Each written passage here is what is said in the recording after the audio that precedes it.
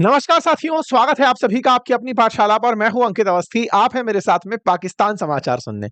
पाकिस्तान ने हाल ही में खुद पर ही एक एयर स्ट्राइक कर ली है। एयर स्ट्राइक तो अक्सर पाकिस्तान पर होती है, ये सुना जाता है, लेकिन आज पाकिस्तान की खुद पर ही एयर स्ट्राइक की चर्चा हम आपसे डिस्कस कर रहे हैं। पाकिस्तान में इस समय जिस तरह से सेना सरकार के साथ मिलकर के काम कर रही है, सेना का बिठाया हुआ एक पपेट प्रधानमंत्री है जो अक्सर दुनिया भर पर टिप्पणी करता है लेकिन खुद के मामले में चुप्पी साध लेता है, वैसा ही कुछ हुआ यहाँ की सेना के द्वारा अपने ही देश में सेना का विरोध कर रहे लोगों पर गोलियां चला दी गई और यह हरकत एक एयर स्ट्राइक के रूप में अंजाम आई, जिसके चलते हेडलाइन बनी कि पाकिस्तान के खैबर पख्तूनवा रीजन में एयर स्ट्राइक हुई और जिसमें लगभग 30 लोगों के मारे जाने की खबर बनती है। यहाँ पर आप तमाम प्रकार की खबरों में नंबर्स देख सकते हैं कि पाकिस्तान ने अपने ही लोगों पर एयर स्ट्राइक कर ली और इसकी तस्वीरें अन्य छोटे-छोटे माध्यमों से, सोशल मीडिया के माध्यम से आई। कोई भी पाकिस्तानी मेन स्ट्रीम मीडिया चलती सेना के कुछ कह नहीं पा रहा है, लेकिन हाँ, ये तस्वीरें जो बाहर निकल कर आई लोगों के सोशल मीडिया की वजह से आई। अंतर्राष्ट्रीय रूप से भी इसको कवर किया गया, लिखा गया कि 20 से अधिक लोगों के मारे जाने की खबर है खाइबर रीजन के अंदर। कहाँ है, क्यों है, क्या हुआ, सारी बातें आज के सेशन में डिटेल से डिस्कस कर लेंगे। लेकिन उससे पहले अपनी पाठशाला पर कोर्सेज उपलब्ध हैं हिस्ट्री, ज्योग्राफी, पॉलिटी, इकोनॉमी के मेरे द्वारा पढ़ाए हुए पूरी 1 साल की वैधता के साथ। अगर आप चाहें तो उन्हें एक्सेस कर सकते हैं, हमारी किताबें अपने घर बैठे मंगा सकते हैं। आइए साथियों, चर्चा है पाकिस्तान की रविवार रात 2 बजे की, या फिर कहिए तो कल सुबह सुबह 2 बजे की, यानी कि सोमवार की सुबह 2 बजे की बात है, जब पाकिस्तान ने चीनी हवाई जहाज से 8 लेजर गाइडेड मिसाइल दागी। J-17 नाम के चीनी फाइटर जेट थे जिनसे इन्होंने 8 लेजर गाइडेड मिसाइलें दागी। पख्तूनवा प्रांत के अंदर तिराहा घाटी के अंदर एक गांव पर इन्होंने यह हमला किया, जिस हमले में लगभग 30 लोगों के मारे जाने की खबर है, जिसमें महिलाएं और बच्चे भी शामिल हैं।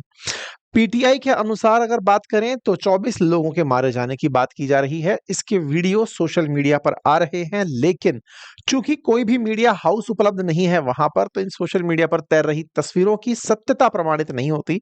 लेकिन हाँ, एटलीस्ट आप इन तस्वीरों से ये अंदाजा लगा सकते हैं कि कुछ तो घातक हमले जैसी तस्वीरें हैं जो हुई हैं। कुछ मृत लोगों के शरीर दिखाई दे रहे हैं, न्यूज़ निकल कर आती है, वीडियोज़ बाहर निकल कर आते हैं, जिसमें पाकिस्तान के खिलाफ निकल कर के लोग बयान दे रहे हैं।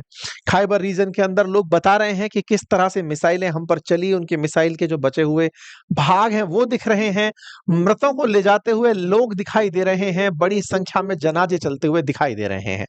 चर्चा कहाँ की है और क्यों है, अब इस पर हम आते हैं। जब पाकिस्तान के मैप की हम चर्चा करते हैं तो पाकिस्तान भारत के साथ लगा हुआ, एक तरीके से कहा जाए तो उत्तर और पश्चिम में विस्तृत एक देश है। पाकिस्तान के बड़े राज्यों में क्षेत्रफल के हिसाब से जहां बलूचिस्तान सबसे बड़ा राज्य है, वहां पंजाब जनसंख्या और राजनीति में अपने महत्व के लिए बहुत मायने रखता है। पंजाब से उत्तर की तरफ, या कहिए तो भारत से सीमा साधते हुए एक राज्य है जिसका नाम है खैबर पख्तूनवा। ये जो खैबर पख्तूनवा राज्य है, इसकी सीमा अफगानिस्तान से भी साझा होती है। इसका टेरेन पहाड़ियों से बना है।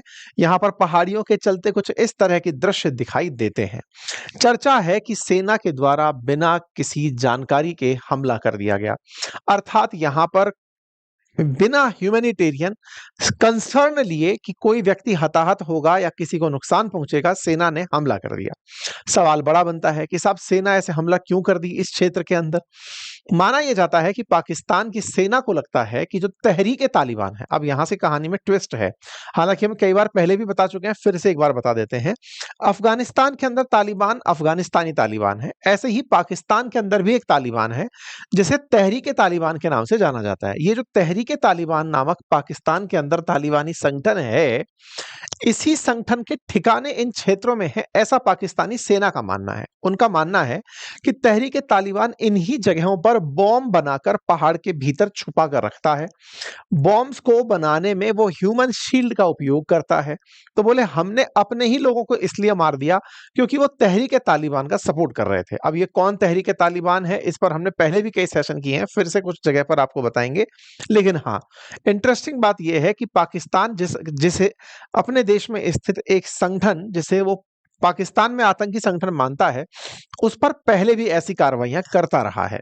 पाकिस्तान का 2006 का एक वीडियो इन दिनों सरफेस हो रहा है, जिसमें इनकी सेना के द्वारा 80 सिविलियंस को मार दिया गया था। बकायदा जिस बात पर प्रॉपर तरीके से चेंगई एयर स्ट्राइक के नाम से एक विकिपीडिया पेज बना हुआ है, लेकिन सरकार ने इस 80 लोगों की मौत को इग्नोर कर दिया, ये कहते हुए कि नहीं, ऐसी कोई भी हत्या या हमारी तरफ से स्ट्राइक नहीं हुई है।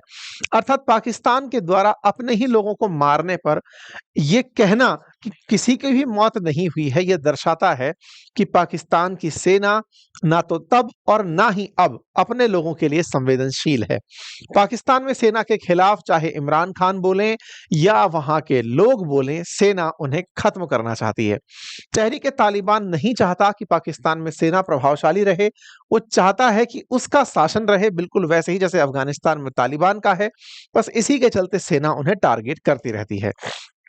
आप सभी को याद होगा, तहरीक तालिबान अमेरिका के द्वारा प्रतिबंधित करवाया गया था पाकिस्तान की सरकार के प्रयासों के द्वारा। तहरीक तालिबान के ऊपर पहले भी जो हमले हुए हैं उनकी मैं जानकारी आपको दे देता हूं, क्योंकि कहीं ना कहीं ये जितने भी प्रयास पाकिस्तान के द्वारा किए जा रहे हैं, ये इस मंतव्य से हैं कि ये अमेरिका को बता सकें कि देखो हम आतंक के खिलाफ कितनी दृढ़ता से खड़े हैं। ऐसा मैं क्यों कह रहा हूं? क्योंकि ट्रंप जब पिछली बार कार्यकाल में आए थे, तब उन्होंने पाकिस्तान को लेकर कहा था कि आतंक के खिलाफ जो आप कार्रवाई कर रहे हो उससे मैं सेटिस्फाइड नहीं हूं। ट्रंप ने जब पिछली बार ये लाइन बोली थी, तो इस बार जब पाकिस्तान के और इस बात को बोल करके ट्रंप ने पिछले कार्यकाल में पाकिस्तान की सहायता असिस्टेंस हटा लिया था, लेकिन जैसे ही इस बार ट्रंप सत्ता में आए, पाकिस्तान की सरकार इस बात से अवेयर थी कि ट्रंप के सामने अगर हमने कुछ एक्शन करके नहीं दिखाया तो वो इस बार अमेरिका के खिलाफ ज्यादा उबल सकते हैं। इसीलिए सबसे पहले पाकिस्तान ने उन्हें भेंट में एक आतंकी भेजा, जो कि अफगानिस्तान में अमेरिकी सेना पर हमला करने का जिम्मेदार व्यक्ति था। पाकिस्तान ने उसे गिरफ्तार करके पाकिस्तान की तरफ से अमेरिका को भेंट किया, ये कहते हुए कि सर आपका मोस्ट वांटेड हम आपको समर्पित कर रहे हैं।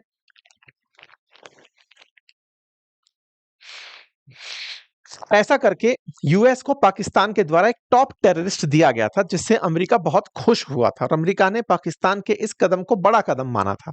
इसी के बाद में समझ में यह आ गया कि पाकिस्तान अगर अमेरिका को खुश करना चाहता है, दुनिया में यह इमेज देना चाहता है कि वो भी आतंक के खिलाफ है, तो क्यों ना उन्हीं आतंकियों को टारगेट करके मारा जाए जो उनके देश के लिए भी वांटेड है। बस ऐसा करते ही इन्होंने शुरू कर दिया अपने ही देश के अंदर आतंकियों के खिलाफ कार्रवाई करना। आपको याद होना चाहिए कि पाकिस्तान ने Baloch liberation army, ISIS Khorasan और तहरीक तालिबान पाकिस्तान को अपने यहाँ आतंकी संगठन न केवल खुद के यहाँ डिक्लेयर किया हुआ है, अपितु अमेरिका में भी डिक्लेयर करवाया हुआ है। अमेरिका में तहरीक तालिबान पाकिस्तान को एक आतंकी संगठन के रूप में ट्रीट किया जाता है। यही कारण है कि आप ये कटिंग्स देख रहे हैं। 28 जुलाई की कटिंग, जिसमें कि 3 तहरीक तालिबान के मिलिटेंट्स को एनकाउंटर किया गया था जुलाई 28 के अंदर 2025 में। ठीक इसी तरह से पाकिस्तान की सिक्योरिटी फोर्सेस ने 35 मिलिटेंट्स को रेड में मार दिया था 13 सितंबर को। ये एक खबर आप देखते हैं। ऐसे ही 31 मिलिटेंट्स की खबर 15 सितंबर की निकल कर आती है, 7 मिलिटेंट्स की 21 सितंबर की निकल कर आती है, 23 सितंबर की भी अपडेट निकल कर आती है। कुल मिलाकर बात यह है कि पाकिस्तान के द्वारा मिलिटेंट्स को मारकर अमेरिका के सामने यह प्रस्तुत करना कि हम खुद आतंक के खिलाफ लड़ना चाहते हैं, ये प्रयास किए जा रहे हैं। ऐसे प्रयास तब ज्यादा मायने रखते हैं जब पाकिस्तान के प्रधानमंत्री ट्रंप से मिलने ही वाले हों। आपको याद होगा, मैंने पहले भी बताया था कि यूएनजीए की बैठक में दुनिया भर के राष्ट्र अध्यक्ष अमेरिका जा रहे हैं। प्रधानमंत्री नरेंद्र मोदी ने अपनी जगह विदेश मंत्री जयशंकर साहब को भेजा है। ऐसे में पाकिस्तान के पीएम अमेरिका जा रहे हैं, ट्रंप से मुलाकात करेंगे और साथ में जो अरब इस्लामिक कंट्रीज हैं वो सब मिलकर के ट्रंप से मिलेंगी और इसराइल के साथ लगे हुए जो गाजा है उसमें हो रहे हमलों के खिलाफ चर्चा करेंगी। तो ऐसे में ये अपने आप को दिखाना चाहते हैं कि देखिए हम आतंक के खिलाफ हैं।